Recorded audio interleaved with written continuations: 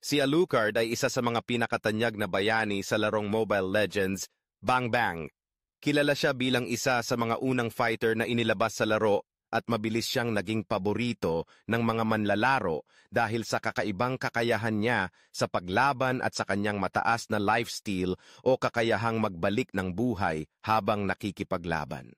Ipinanganak si Alucard sa isang mundo na pinaghaharian ng dilim at laban, isa siyang tanyag na demon hunter na pinalaki ng Monastery of Light matapos mapinsala at masaksihan ang pagpatay sa kanyang magulang sa kamay ng mga demonyo. Simula noon, isinumpa ni Alucard sa sarili niyang pag-uusig ang mga halimaw na sumira sa kanyang pamilya. Ang kanyang pagkabata ay nabalot ng pagsasanay at paghihiganti.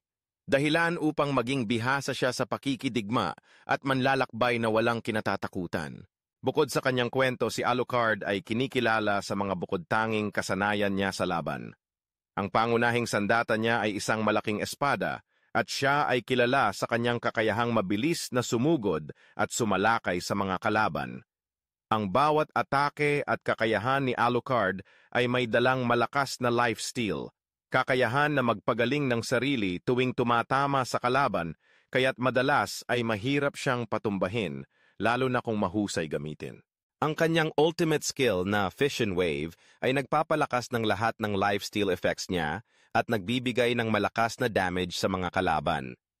Kung kaya't sa labanan, madalas ay frontliner si Alucard na walang takot sumasalubong sa panganib para tapusin ang laban.